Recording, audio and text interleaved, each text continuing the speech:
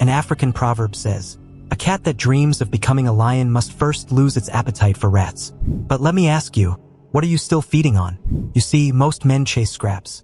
They settle for noise, comfort, easy wins. They nibble through life and call it ambition. That's the world of the ordinary, the predictable, the disposable. Then there's you, or at least the version of you that refuses the small.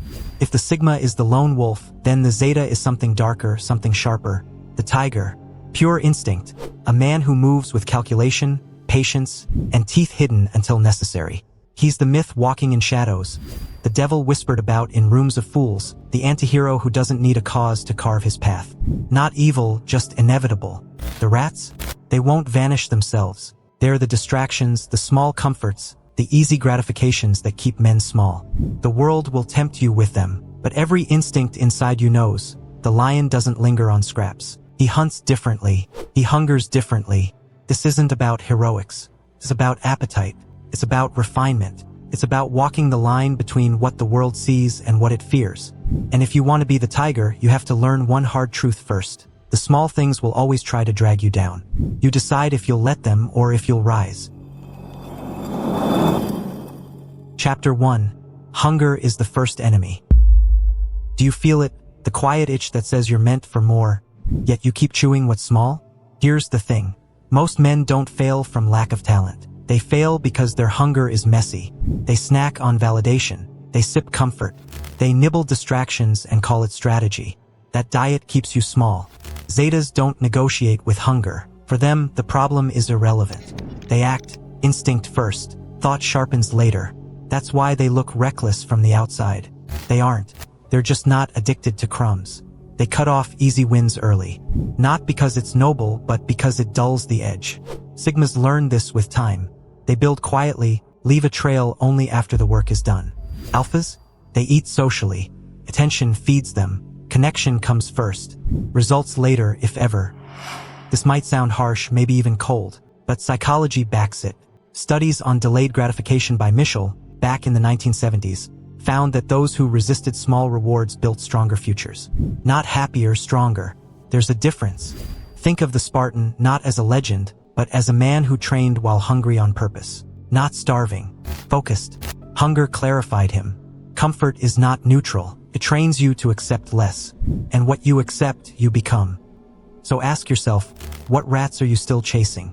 And more importantly, who taught you to crave them? This is where the story starts. With appetite. Chapter 2. You control what others fear. You ever watch someone panic over something trivial? Their voice cracks, their hands shake, their entire reality collapses because the situation didn't bend to their script.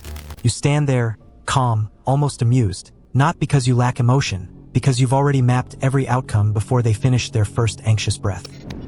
Anger lives in you differently. Alphas explode. They use rage as currency, trading emotional outbursts for attention. Sigmas suppress it, channeling frustration into quiet distance. But Zetas? You house a controlled inferno, always burning, never consuming. Marcus Aurelius knew this when he said the mind is its own place. Your anger doesn't control you because you've already made peace with its permanence. Here's the uncomfortable part. You sometimes manipulate just to confirm you're still breathing. Not for gain, not for dominance, just to feel the gears turn. Like a surgeon practicing on cadavers, you test social mechanics to understand their breaking points. Studies on Machiavellianism by Christie and Geiss in 1970 found that High-Mach individuals view social interaction as a game with rules to exploit. You don't see it as exploitation. You see it as reading the source code while everyone else stares at the screen. Nietzsche talked about the will to power. For most, it's ambition. For you, it's awareness. Power isn't taking control. It's realizing you already had it and everyone else was performing. The rebel archetype fits you, but not the romantic version. You're not fighting the system because you believe in a better one. You reject it because you see through it, and what you see doesn't require your faith. You were forged in solitude most men couldn't survive. Chapter 3. Anger is fuel, not fire. Most people waste it, or they don't know how to actually channel it for power. They vent, they explode, or worse, they bury it and call themselves calm. That's not control. That's decay.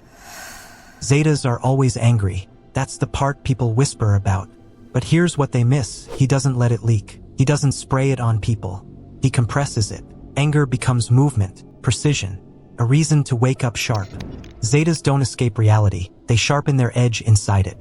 Sigmas learn to tame anger early. They dissect it, understand it, turn it into patience and long-term force. That's why Sigmas build legacies instead of moments. Alphas? They burn anger socially. They argue, dominate rooms, posture, fire everywhere, warm for a second, ash after. This might sound devilish, but hear it straight. Anger is a signal, not a flaw. Neuroscience backs this. Research on emotional regulation by Gross in 1998 showed that suppression weakens judgment, while channeling strengthens control. The emotion doesn't disappear, it mutates. Think of the samurai trained to strike only when still. His anger didn't vanish. It waited. That's discipline. Uncontrolled anger makes you stupid. Suppressed anger makes you weak. Controlled anger makes you dangerous, in a quiet way. So ask yourself, are you leaking it, hiding it, or using it? Because the man who learns this early doesn't need motivation. He already has what is needed. Chapter 4. Silence is a weapon you're avoiding.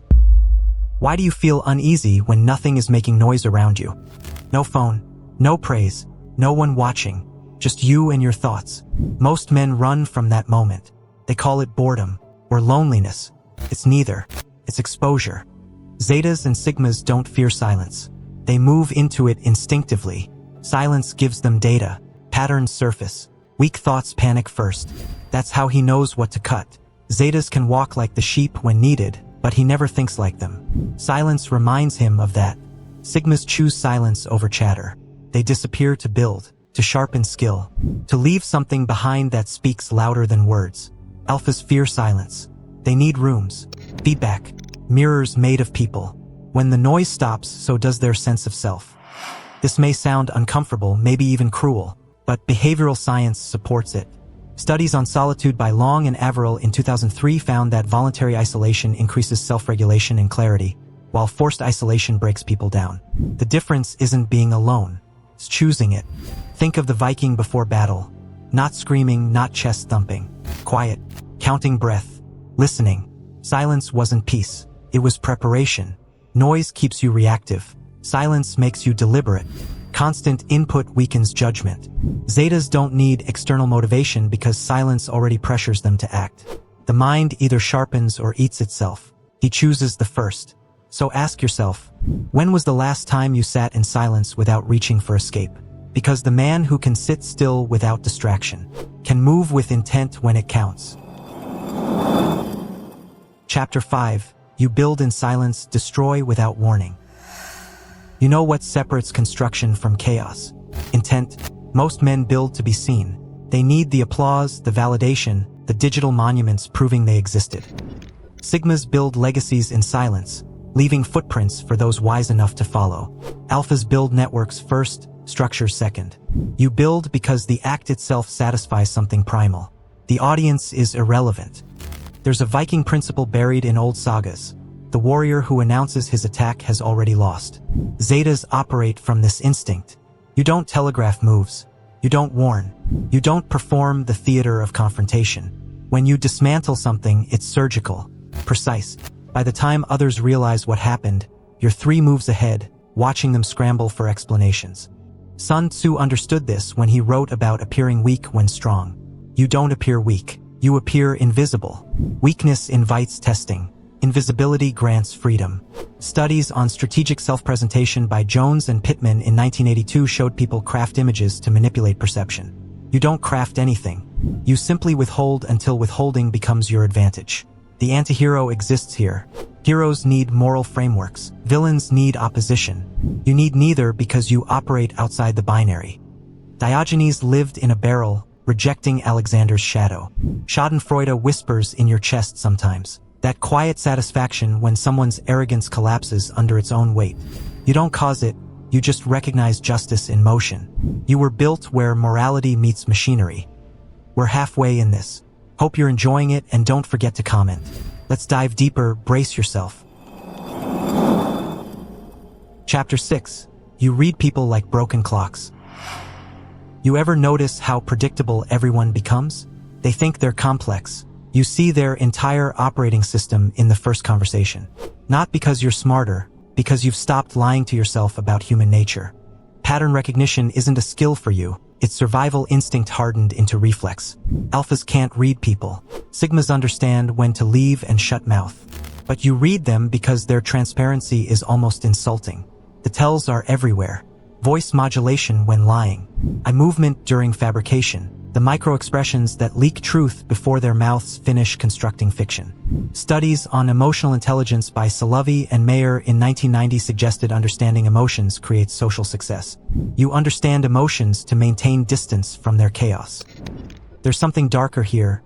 This might sound bad, but you sometimes see people as mechanisms rather than humans. Input, output, predictable loops. Robert Greene wrote about the 48 laws, treating human interaction as chess. For you, it's not even strategy. It's just observation without the filter of hope. You don't expect people to be better than they are. This saves you from disappointment. Loki understood this. The one who sees the game clearly enough to play it without being consumed by it. While others drown in emotional investments, you maintain the altitude of the detached observer. Machiavelli got criticized for writing what princes already knew.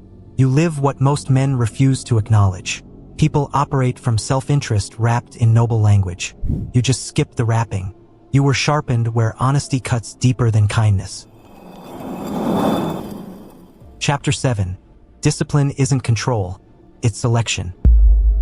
Let me ask you something sharp. Do you really lack discipline, or do you just refuse to choose? Most men think discipline means force, schedules, punishment. That's not discipline. That's desperation wearing structure. Real discipline is quieter. The subtraction is deciding once what no longer deserves access to you. Zetas understand this without theory. They don't manage impulses. They eliminate environments that feed them. He doesn't fight temptation daily. He removes it early. That's why Zetas look extreme. They aren't. They're efficient. They don't argue with weakness. They starve it. Sigmas arrive here with maturity. They become emotionless, they force onto themselves. No matter what happens, they complete their job. That's why they endure. Alphas try to discipline people before disciplining themselves. Authority first, order later, but off-course hit in the head between this. This may sound ruthless, but psychology backs it. Research on ego depletion by Baumeister in 1998 showed that willpower is finite. The more decisions you fight, the weaker you get. Smart men don't fight often. They choose once. Picture a ninja, just a man trained to move without friction. No wasted motion, no hesitation. Discipline wasn't about toughness. It was about clean choices. If everything is allowed, nothing is mastered. Excess choice creates soft men. If nothing is allowed, everything is worthless. Zetas don't escape reality. They simplify it until only the sharp parts remain. That's why they don't need motivation. Their path has fewer forks. So ask yourself, what are you still negotiating with that should have been decided long ago? Because the man who learns discipline as selection stops bleeding energy everywhere else. Chapter 8. Power shows up after you stop asking for permission. Tell me, who are you still waiting on to say yes? A signal, a green light, someone older, louder, more qualified. That pause right there? That's where most men lose power. Not because they're weak, but because they were trained to wait. Zetas don't ask, not out of arrogance, out of instinct. If something needs to be done, he moves. Consequences are processed later. Permission is a social contract. Zetas operate before the ink dries. That's why he looks like a rebel, sometimes a tyrant, sometimes a devil. He'd rather apologize than rot in hesitation. Sigmas learn this after being burned. They ask once, get ignored, then never ask again. They build in the dark, return with leverage. Alphas ask constantly but disguise it as leadership. Approval from the group, validation from the room. They move only when echoed.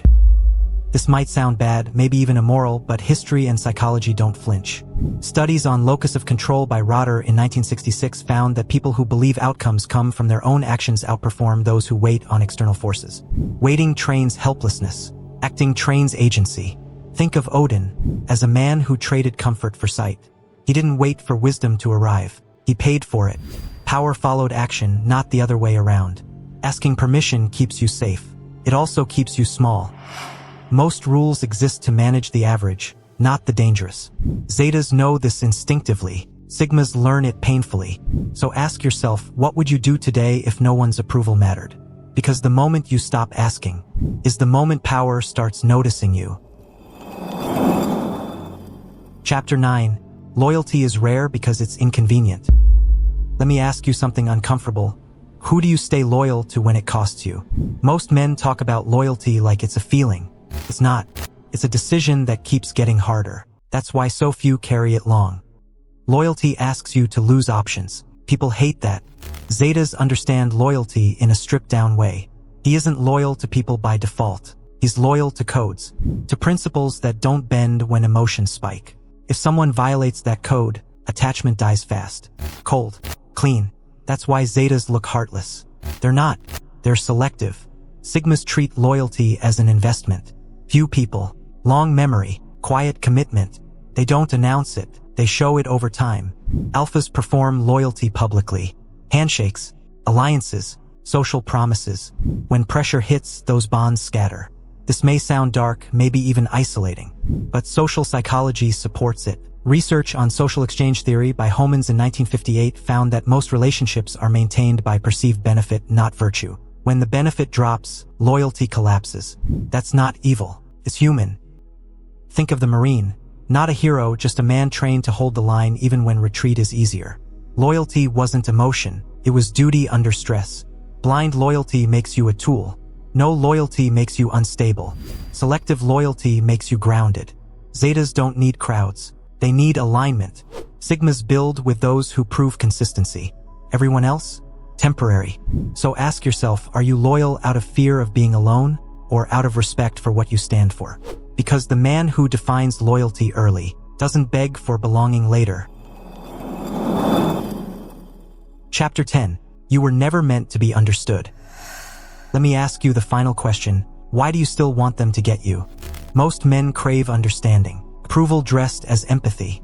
They want their pain recognized, their intent explained, their depth validated. That desire is the final leash. Once you need to be understood, you start editing yourself. Zetas don't explain, not because they can't, but because explanation weakens position.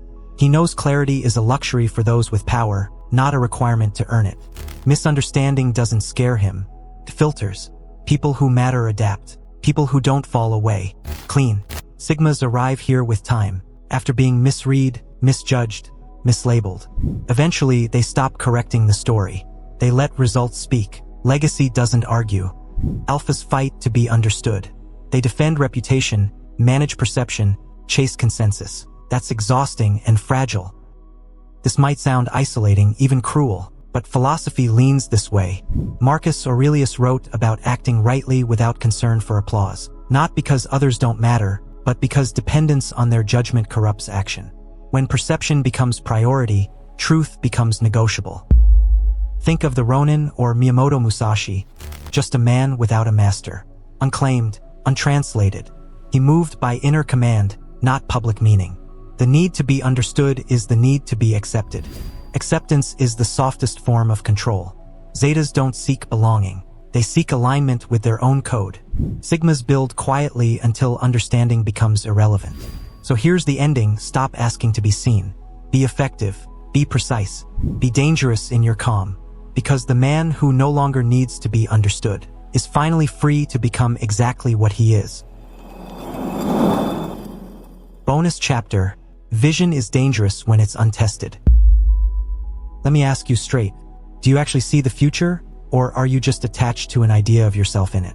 It's not just about the future. Do you even know what is in front of you? Most men confuse vision with fantasy. They imagine outcomes without friction. Clean wins. Smooth paths. That's not vision. That's escapism with ambition. Real vision survives contact with resistance. Zetas don't daydream about the future. They pressure test it. Immediately. If an idea can't survive stress, boredom, or isolation, it gets discarded. No attachment. No ego defense. Zetas do this instinctively. For them, imagination is only useful if it can bleed a little. Sigmas handle vision like architecture. Blueprint first, then years of silent work. They don't rush the image. They earn it. Alphas sell vision early. Big words. Shared excitement. The image spreads faster than the work. When reality pushes back, the vision cracks. This may sound cynical, but cognitive psychology agrees. Research on optimism bias by Sharot in 2011 found that people systematically underestimate obstacles and overestimate success. That bias feels good and ruins execution. Think of Icarus as a man drunk on vision without testing the limits. He didn't fail because he aimed high. He failed because he ignored heat. A vision that hasn't been tested will betray you. Zetas don't escape reality. They run their ideas through it like fire. Sigmas refine patiently. Everyone else protects the fantasy because it feels like identity. So ask yourself, have you tested your vision against discomfort, or are you just in love with how it makes you feel?